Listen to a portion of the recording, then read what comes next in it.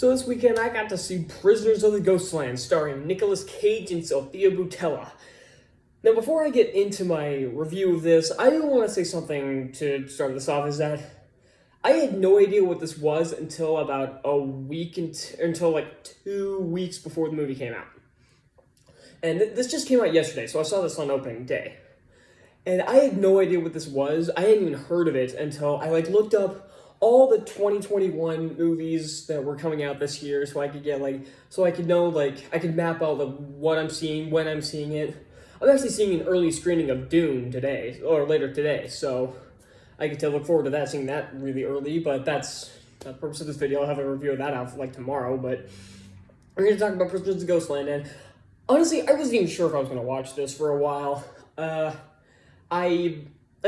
I saw the trailer the day before I watched the movie. So 2 days ago I saw the trailer for the first time.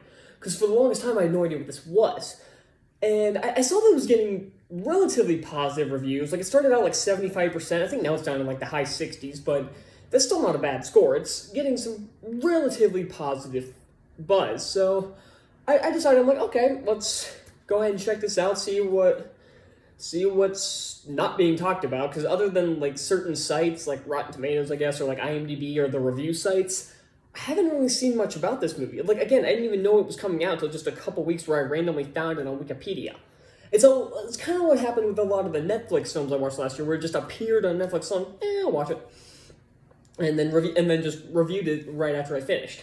So yeah, I didn't have this. This wasn't I wasn't anticipating this, because I had no idea what this was for a while, so I went into this with virtually a complete open mind, other than seeing the first trailer, which I believe was the only trailer, more I think about it. And I have issues with this movie.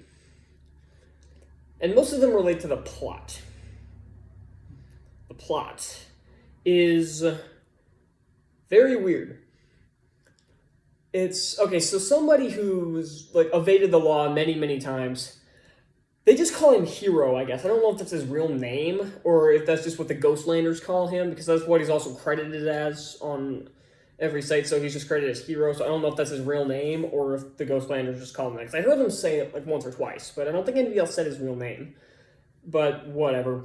He's tasked with finding this governor, I think, his granddaughter, but I'll get to that in a bit, and I'll get to that in the spoiler area. This movie, unlike Shang-Chi, this one's brand new, so I'm going to leave a little spoiler corner at the end. And that he's tasked with finding her when she's basically out in the Ghostlands, or that's what they call it, because they believe it's being, all these people are being captured by, ghosts and, I guess, zombies, kind of. I'll get to that in a bit. Those aren't really spoilers, because that's basically what the trailer shows. And one of my biggest problems is that this movie touts itself as an action movie. And the trailer very much, lived up to that. The trailer's okay, this is going to be, a big, fun action movie you can watch. There's hardly any action in this. There's a couple of very small skirmishes, and then there's one really long fight at the end, but I'll get to the action in a second. My main problem with this plot is not that it's weird. I like weird plots as long as it's done well. But it makes no goddamn sense. First off, it's not really clear why Boutella's character is there, or her name's Bernice, I think. Why she's there in the first place. But that one does kind of come into fruition by, the hour mark, when a big twist is revealed, but I'll get to that again in the spoilers. But I'm still not exactly sure if I'm reading too much into it, or if that's actually how it's supposed to be. I don't know if I'm putting more thought into this than the creators did, but, it could go either way. But, also, as they show in the trailer, they gave him this, suit that's rigged with explosives. And this begs the question, why would you not just rig the thing with one explosive? I know, the certain ones do stuff, the certain arms, I guess, explode if he gets too aggressive, and they have two ones lodged to his testicles. I'm not joking. I'm not being crude. That's actually what they do. And I guess one of them explodes if he tries to make a move on Bernice, I guess. It's weird, and of course one of each blows up, so he's left with one testicle, which is not really not really something I wanted in this movie. That was no. But that just begs the question, what is the point of that? If his only task is bringing her back, why not just rig the thing up with one explosive, just to blow the joint, not all this other crap? Like, I get you don't want him to be too rough, and you don't want him, like, I guess, making a move on her. That's the polite way I'm putting it. I'm putting it like a gentleman. I'm not going to, yeah. So, yeah, I get that, but when... I don't know. I don't get it. But another problem I have with this is the characters. Now, the main characters, such as Hiro and Bernice and... You know what? Basically anybody who speaks English, really. And that's not me being culturally insensitive or racist or anything. My problem is that almost every character in here speaks Japanese because they're in like some kind of Japanese village. And that's fine, but why is every single person who speaks Japanese annoying as hell? Every single person who's speaking Japanese is screaming they're like Short Round, they're screaming at the top of their lungs, they're annoying as hell, and I wanted most of those people to die, and thankfully a lot of them do, but not the ones I wanted, though. Like, okay, yeah, there's also, like, these weird people that he meets on the Ghostlands. Okay, but there's a couple people that speak English out there, and they, like, act normal. But then everybody else is yelling in this weird language, and again, they're screaming at the top of their lungs, and it doesn't help with the lack of subtitles. I have no idea what these people are saying. And even if I don't need to, I don't really need to follow along the plot, but it would at least make what they're saying less annoying. Otherwise, I'm just hearing gibberish. I haven't learned other languages. I barely speak English. Not that I actually, like, barely speak English. Clearly I speak English fine, but it's a joke. But I do not have much comprehension of other languages. I know very little. I took Spanish for 3 years, and I've remembered absolutely nothing. I learned very few phrases, and the only things I've learned in other languages are because, like, for example, I know how to curse someone out in Swedish, but that's all because I watched PewDiePie. That's the only reason I know those words in that other language. Like, I just have to pick up languages randomly, so having those subtitles here really makes it even worse. But like I said, those are all the minor characters, and the governor's, of course, a piece of shit, but I'll get to that in a bit. I don't mind Hiro as a character. I thought he was a really cool character, and this movie reminded me why I like Nicolas Cage. Every single time I see one of Nicolas Cage's shitty movies, I always have to think to myself, why do I like Nicolas Cage? I can't remember. But it's like this. It's like that reverse effect I have with Brendan Fraser. It's like, I can't remember, I'm like, why do I hate Brendan Fraser? And then I see him in something stupid, like Monkey Bone, for God's sake, and I remember why I don't like Brendan Fraser. And so there's so many times where I have to remind myself that I do like Nicolas Cage. Sorcerer's Apprentice is a really great movie. It's a very underrated film, too, and he's very subdued in that role. He doesn't have any of his freak-out moments, which is actually fine. I like it more when he's like that, and I like him in that. And here he's actually pretty good, too. And I of course, like Sofia Boutella. She's a great actress. She does really well at this role. Well, for the most part. There's a couple scenes where she... Like, there's one scene where Hiro's knocked out, and she's trying to, like, defuse the explosives the way she was instructed to. And for some reason, her acting is off. I don't know why. It's like, I don't know what it is. It just seemed off. It wasn't terrible or anything, but it just didn't seem right. Something was off. And there was this one Japanese dude, this one with a katana who gets a couple action sequences. He's actually pretty badass. And I guess that's a decent transition into the action, or lack thereof. Up until the 45-minute mark, maybe, there's no action. And then even still, it's like a small skirmish with Cage and a few of these, like, zombie-looking creatures. I remember when I did Army of the Dead versus Maze Runner the Scorch Trials. I should have done this versus the Scorch Trials. Oops. But then there's a small fight with the Japanese dude with katana where he cuts down a bunch of other people who are fighting with katana. That was a cool action sequence, too. And then there's the final 20 minutes, which is basically like one long action sequence. And this is what I wanted the rest of the movie to be. Is a big, fun, dumb action movie with a lot of with Cage's great performance and a lot of like killing and a lot of action that actually looks really good. It's actually done very well. Last 20, 30 minutes is what I wanted this movie to be, but unfortunately the rest of the movie is so damn boring. I don't know why this movie was so boring. And now, okay, I'll get into spoilers now, so if you don't want to be spoiled on what the twist is for this film, skip down to this time code. 3, 2, 1. Okay, so essentially all the ghosts, or like the zombie creatures, all the ghosts of the Ghostland are people Hero has hurt, because Hero is a criminal, obviously. And the movie even starts off with him robbing a bank. And all these people that he keeps seeing are people he has hurt. And including his like former partner, because there was like this one part where like a prison bus crashed into like another prison bus, I guess, I don't know, or some kind of bus, and they created this like giant explosion, which is bullshit. And that's what basically made this Ghostland a wasteland, basically, what made it a Ghostland. And I don't get this. I really don't. Why is it only the people he hurt? Or is it just what he's seeing, or is everybody else seeing this too? Because we don't see this from anyone else's perspective, so it doesn't make a whole lot of sense. And not only that, it does clear up one thing, I think. But again, this could be me reading way too much into it.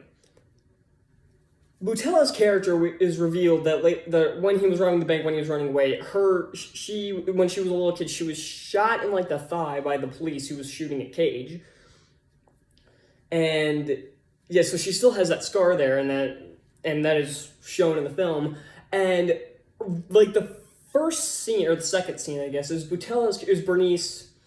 Her first line in this is her like screaming, "I'm not a prisoner," which is you saw in the end of the trailer. It's the same line.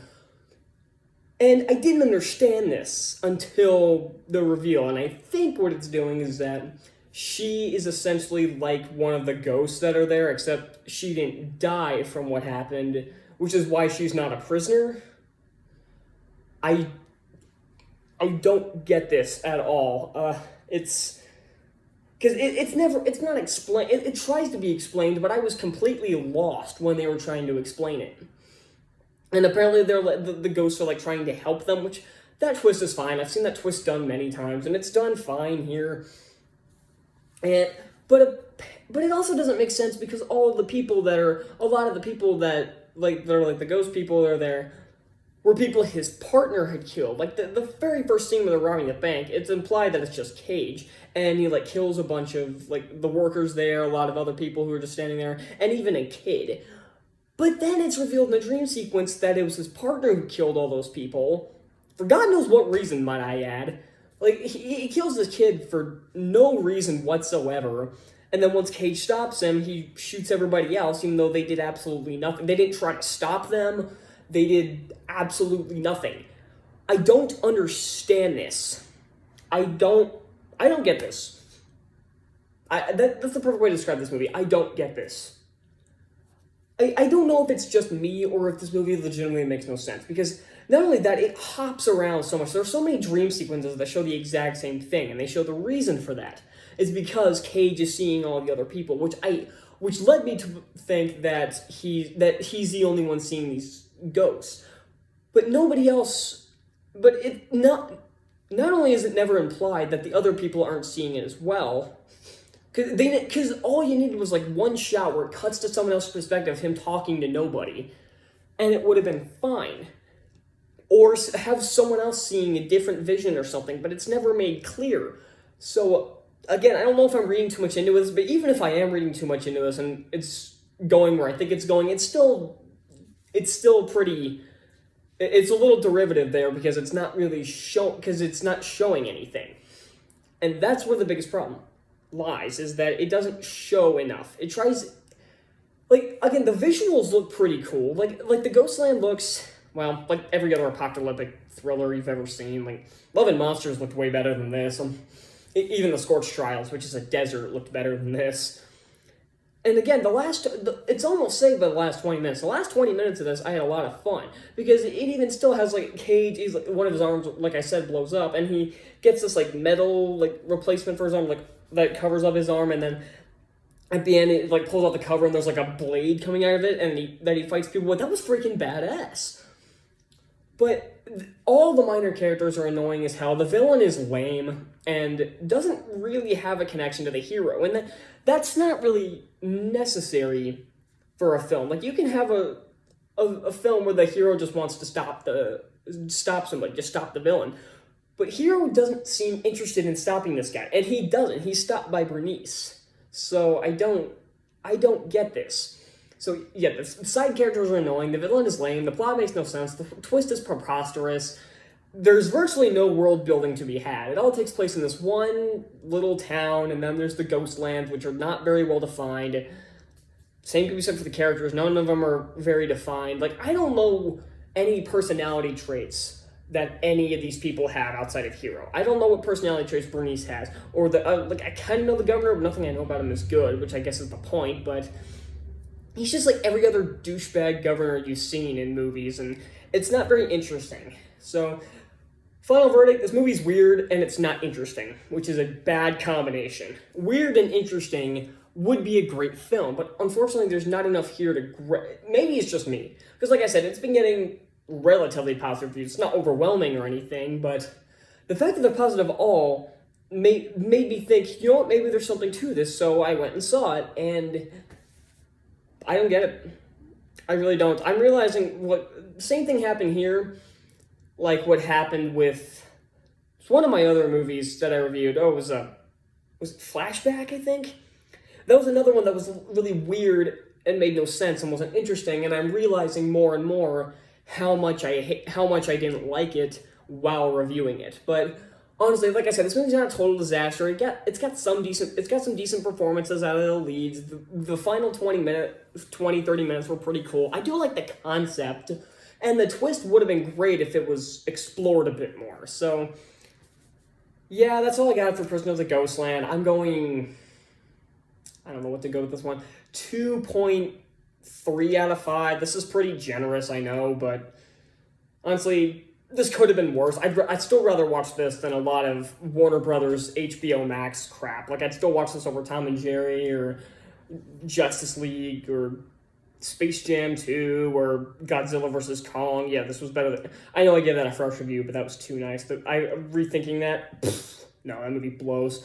So, thank you all so much for watching. Sure to hit the like button down below, subscribe for more reviews like this, and comment down below what you think of Prisoners of the Ghostland. Did you like it? Did you hate it?